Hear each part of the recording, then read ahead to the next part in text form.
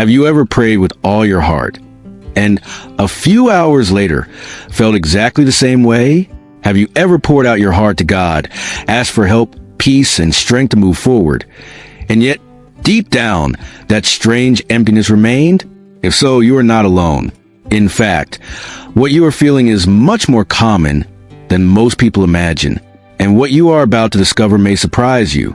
Many people carry a silent frustration that they rarely talk about. They pray, they seek God, they read the Bible, they attend church, they try to strengthen their faith. Yet, when the day ends and they're finally alone with their thoughts, they still feel emotionally exhausted, spiritually confused, and profoundly empty inside. Gradually, a disturbing question begins to grow in their minds. Why do I still feel this way? Perhaps you've asked yourself this question before. Perhaps you've wondered if you're doing something wrong. Perhaps you've questioned your faith. Perhaps you've even felt guilty for experiencing emotional difficulties after praying. After all, shouldn't prayer bring peace? Shouldn't faith dispel emptiness? Shouldn't seeking God improve everything? But what if the answer isn't as simple as most people think? What if the emptiness you feel isn't proof that God has abandoned you? What if your emotional pain doesn't mean your prayers are being ignored? What if the problem isn't a lack of faith, but something much deeper that has been silently growing within your heart for a long time? The truth is that many people fight invisible battles.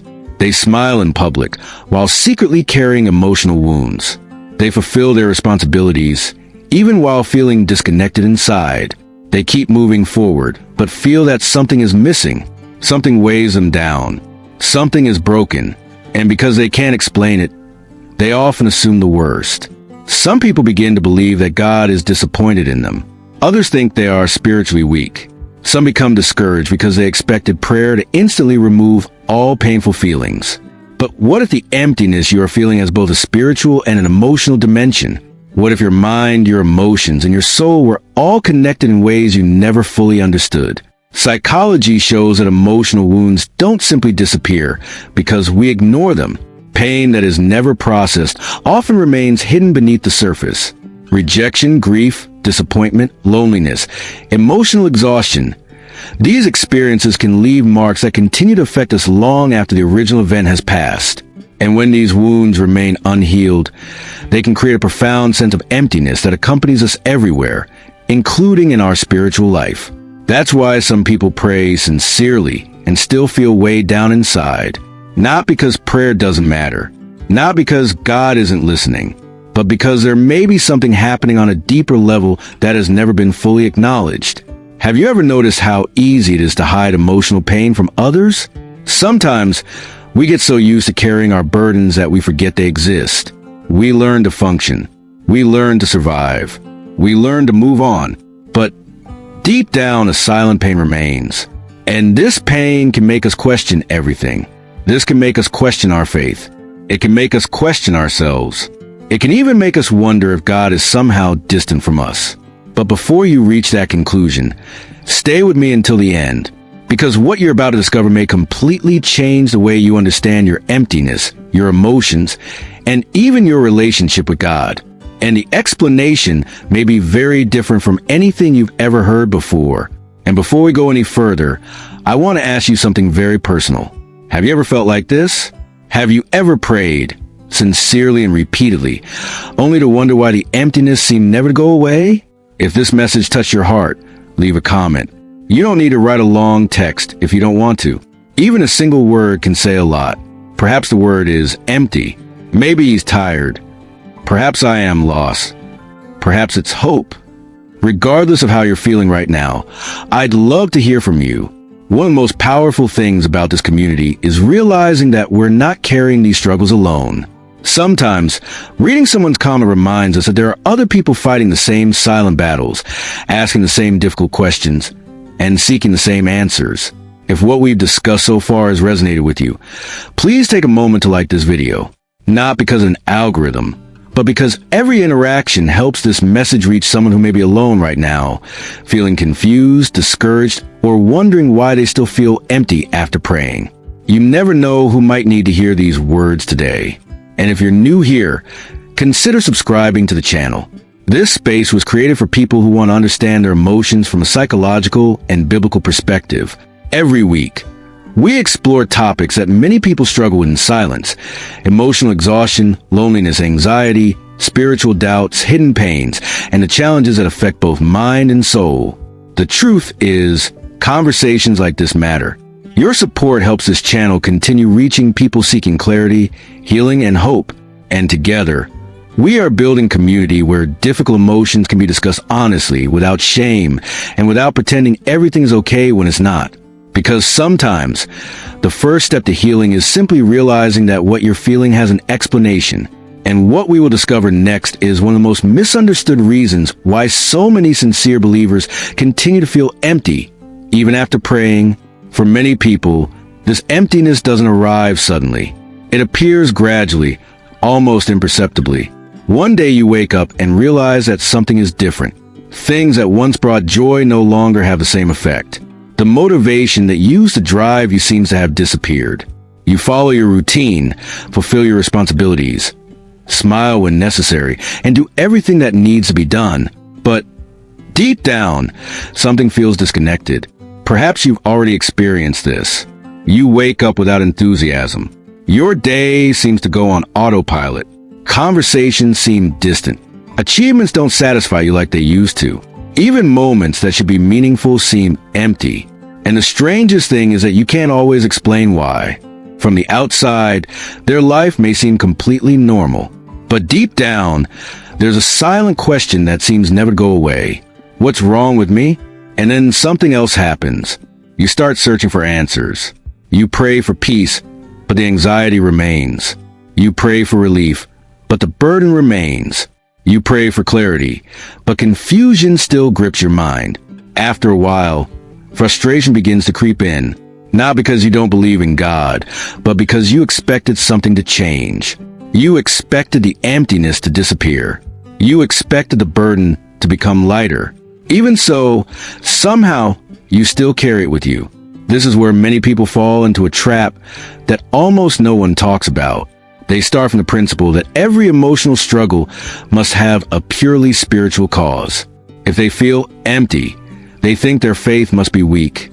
If they feel anxious, they think they are not trusting God enough.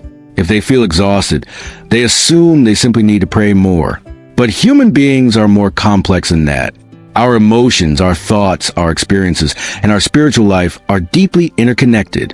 Sometimes, what you carry isn't simply a spiritual matter. Sometimes, there are emotional wounds that never heal.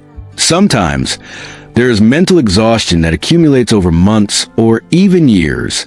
Sometimes, there are painful experiences that have been buried instead of processed. And these things don't simply disappear because we try to ignore them. Psychology teaches us something important about emotional pain. What we refuse to face does not disappear. It often disappears underground. Rejection, abandonment, disappointment, blame, loneliness. When these emotions are repeatedly ignored, the mind goes into survival mode. Instead of healing, it focuses on coping with the situation. Instead of processing the pain, it learns to endure it. And eventually, this invisible weight begins to affect all areas of life. The soul yearns for peace, but the mind continues to carry burdens that have never been freed. The heart longs for rest, but the emotional wounds remain untouched. That's why some people feel exhausted even when they haven't done anything physically demanding. They carry an invisible weight. And one of the most painful mistakes many Christians make is assuming that this emptiness proves that God has abandoned them. The reasoning seems logical. If I still feel this way, perhaps God is very far away. If my prayers aren't changing how I feel, maybe God isn't listening to me. If I'm still having difficulties, perhaps I've failed spiritually. But none of these conclusions is necessarily true. In fact, the emptiness itself may be pointing to something completely different, not the absence of God. But there's a wound present that needs attention, a wound that remained hidden for a long time. And when we open the Bible, we discover something that surprises many people. Some of God's most faithful servants have experienced emotions that sound surprisingly familiar. David cried out in the midst of deep anguish. Elias became so exhausted that he wanted to give up. Jeremiah experienced profound loneliness and discouragement. These were not weak people. They were not abandoned people. They were not faithless people. They were human beings carrying real emotional burdens as they walked with God. And notice something remarkable. God did not reject them because they were going through difficulties. He didn't shame them because they felt overwhelmed. He did not condemn them because they were tired. Instead, he found them in their weakness. He listened. He offered comfort. He restored it. He approached. The same God who met David in his sorrow, Elijah in his weariness, and Jeremiah in his loneliness is still able to meet people in those same places today. Which brings us to a truth that many people desperately need to hear. The reason you still feel empty may not be because God has abandoned you. This can happen because you've been carrying emotional burdens for much longer than you realize. This could be because certain losses were never fully processed. Some disappointments are never fully overcome. Certain wounds have never been fully acknowledged.